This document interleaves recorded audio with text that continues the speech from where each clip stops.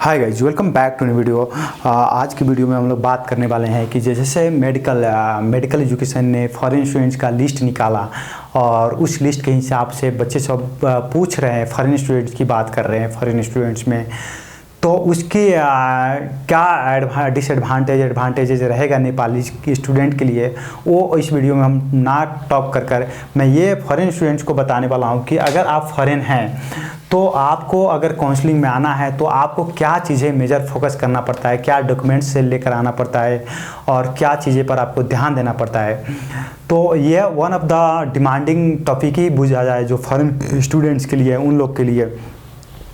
तो एक्चुअली में जो काउंसलिंग की जो पैटर्न है, अगर देखेंगे, अगर लास्ट ईयर की कुछ जो मेडिकल एजुकेशन जब से आया है उस टाइम से अगर आप काउंसलिंग का पैटर्न देखते हैं फॉरेन स्टूडेंट्स में, तो काउंसलिंग की पैटर्न चेंज हो गया है।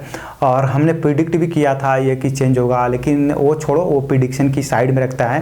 काउंसलिंग की पैटर्न चेंज हो गया है और जो भी पैटर्न चेंज हुआ है तो उसमें आपको अब न्यू पैटर्न में आना है। न्यू पैटर्न के हिसाब से जो नीट के बच्चे हैं, नीट के बेसिस पर जो भी स्टूडेंट अप्लाई किए हैं उन लोग को जो हायर रैंकिंग बोला जाए या कुछ थोड़ा लो रैंक, मिडिल रैंक वाले बच्चों को भी डिसएडवांटेज हुआ है। स्क्यूड डिसएडवांटेज की ये जो बच्चे लोग हैं जो फॉरेन में नीट के बेसिस पर, इन लोग को अब वो टाइम नहीं मिल पाएगा जो कि करने मतलब कि पहले फर्स्ट एग्ज़ाम वाले बच्चे अगर कोई हायर रैंकिंग जैसे बीपी, आईओम, पाटन, नेपाल आर्मी इस तरह की कॉलेजेस छोड़ता था तो ये लोग जाकर वहाँ पर अपने सीट को कवर करते थे या सीट को ग्रैब करते थे, अपॉर्चुनिटी को ग्रैब करते थे। लेकिन अब वो काउंसलिंग में पैटर्न चेंज होने की वजह से ये लोग को वो कॉलेजेस से नहीं मिल पाएगा।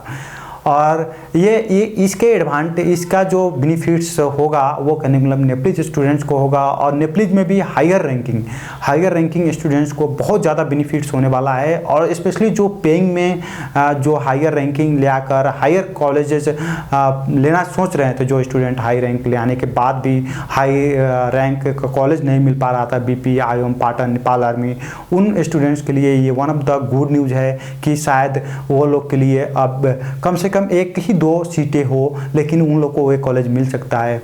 तो अब ये कहाँ पे डिसीजन मेडिकल एजुकेशन की तरफ से अच्छा ही माना जा सकता है, क्योंकि जो टाइम कंज्यूमिंग था कहने मतलब कि काउंसलिंग के ड्यूरेशन में वो ज़्यादा हो जाते थे। ऑलमोस्ट इंडियन स्टूडेंट्स लोग 1 महीना की टाइम ड्यूरेशन ले लेते थे काउंसलिंग में, जो कि वन ऑफ द टाइम के हिसाब से देखा जाए तो बहुत ज़्यादा टाइम कंज्यूम होता था सिर्फ काउंसलिंग में इंडियन स्टूडेंट्स के लिए। लेकिन अब की बार जो काउंसलिंग होगा वो कहने मतलब कि 10 मैक्सिमम 10 से 12 दिन में पूरे क्लोज होगा इंडियन स्टूडेंट्स का। और ये बड़ी एक वन ऑफ द अच्छा डिसीजन लिया बोला जाए कि मेडिकल एजुकेशन ने लिए हैं। अब आते हैं कि जो इंडियन स्टूडेंट्स का काउंसलिंग स्टार्ट होने वाले हैं वो स्टूडेंट चाहे एग्ज़ाम बेसिस पर है या नीट बेसिस पर है, इससे कुछ खास फर्क नहीं पड़ता है। लेकिन जो बच्चे एग्ज़ाम बेसिस पर है उनको अभी भी फर्स्ट प्रायोरिटी दिया जाएगा। और उन लोग की काउंसलिंग ये भला ही कि उन लोग का काउंसलिंग 30 नवंबर को है, लेकिन उन लोग की टाइमिंग पहले है। 8 से 9 बजे तक उनकी रिपोर्टिंग टाइम है और 11 बजे से 10 बजे से उनका काउंसलिंग स्टार्ट होगा। तो ये फर्स्ट ही प्रायोरिटी रहेगा। और वो लोग तो 34 लोग पास ही हुए हैं, 34 स्टूडेंट्स ही सिर्फ पास हुए हैं। तो और जो एडमिशन स्टार्ट आप देख रहे हैं वो एडमिशन स्टार्ट करने के मतलब कि पेमेंट वगैरह हो गए और आपकी कॉलेज की डॉक्यूमेंटेशन यूनिवर्सिटी में जाकर कराना या ऑनलाइन कराना, वो चीज़ें की टाइम है एडमिशन स्टार्ट 3 से। तो इसमें बहुत सारे जो स्टूडेंट हैं कन्फ्यूज हो रहे हैं कि एडमिशन स्टार्ट इतने दिन से होगा। नहीं, वो तो आपको वो है कि आप पेमेंट करिए कॉलेज की फ़ी, आप प्लस करने के मतलब कि यूनिवर्सिटी में अपना डॉक्यूमेंटेशन कराइए। लेकिन that's is the one of the most important, वही अगर इम्पोर्टेंट है, क्योंकि काउंसलिंग करा कर भी वो आप दिसंबर 3 से दिसंबर 8 के बीच में नहीं कर पाते हैं तो फिर आपको सीटें नहीं मिल पाएगा और फाइनल कंफर्मेशन एडमिशन का नहीं मिल पाएगा। तो सो मोस्ट इम्पोर्टेंट ये है।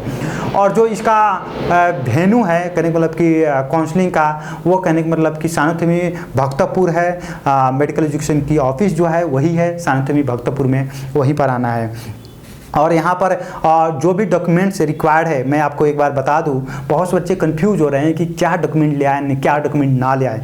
तो इसमें आपको डॉक्यूमेंट में आपका एडमिट कार्ड ले आना है जो बच्चे ने एग्जाम में अपेयर हुआ था, प्लस करने मतलब कि स्कोर कार्ड ले आना है, आपको वेबसाइट से डाउनलोड कर सकते हैं। प्लस करने मतलब कि अगर आप पासपोर्ट से फिलअप किए हैं तो पासपोर्ट लेकर आइए, फॉर्म या आधार कार्ड से फिलअप किए तो आधार कार्ड लाइए। अगर आप कन्फ्यूज हो तो दोनों लेकर आइए या जो है वो लेकर आइए। एंड आप जो भी ओरिजिनल जैसे कि 10 क्लास की मार्कशीट 12 क्लास की मार्कशीट आपने ओरिजिनल फेच किया है वो लेकर आइए। बाकी कुछ भी नहीं, ऑनलाइन में आप फ़ोटो रखें हैं तो फ़ोटो भी ले सकते हैं, कोई प्रॉब्लम नहीं है। सिग्नेचर तो आप कर ही लेंगे यहाँ पर, और पेमेंट की स्लिप की कोई रिक्वायर्ड ही नहीं है। तो ये मोस्ट इंपॉर्टेंट डॉक्यूमेंट्स में बोला जाए तो आपकी 10 एंड 12 की ओरिजिनल डॉक्यूमेंट है। बाकी डॉक्यूमेंट तो आप ऑनलाइन से निकाल भी सकते हैं।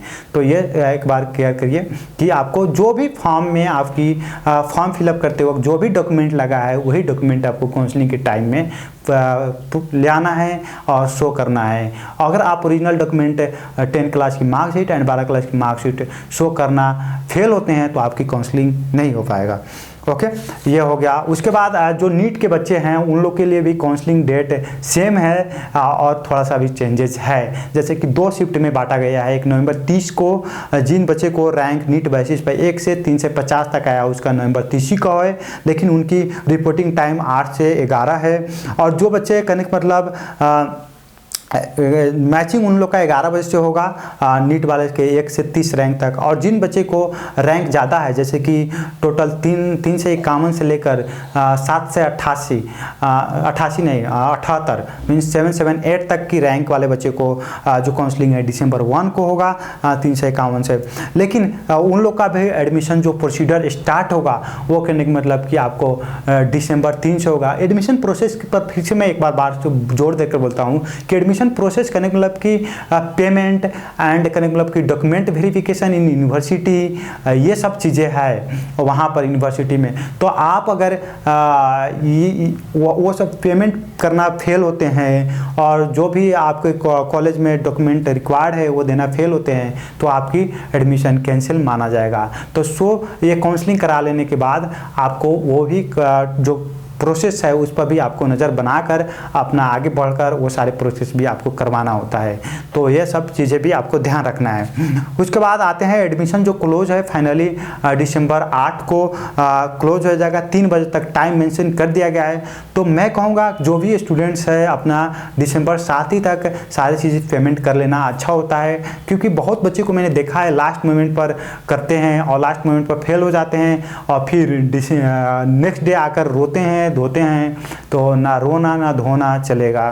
तो ये सब चीज़ें आपको अच्छे से केयर करना होता है।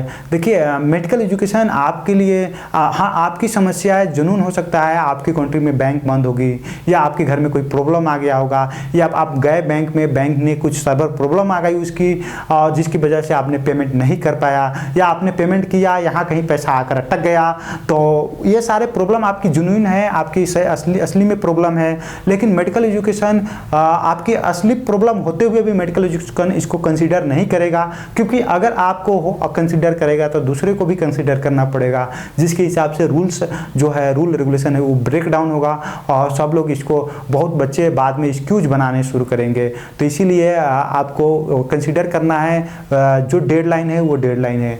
आपके कितने भी बड़ी प्रॉब्लम आएगा ये डेडलाइन चेंज नहीं होगा। तो इस डेडलाइन के हिसाब से आपको प्रिपेयर होना है।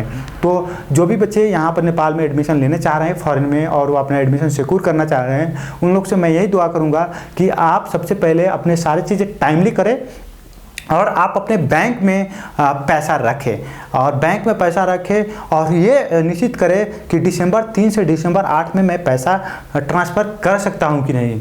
तो उस तरह से आना जाना इस तब का सिस्टम आपको प्लान करें कि मैं कब जाऊंगा कब आऊंगा।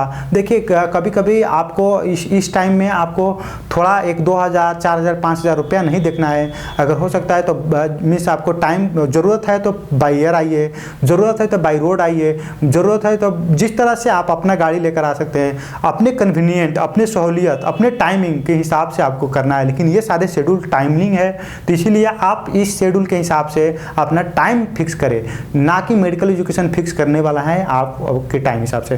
तो यही बात करते हुए मैं आगे बढ़ता हूँ और फिर कहने का मतलब कि बता दूँ कि जो काउंसलिंग होने वाला है वो करने का मतलब कि मेडिकल एजुकेशन कमीशन के ऑफिस में सानुतमी भक्तपुर में होने वाला है, वहाँ पर आपको आकर काउंसलिंग कराना है।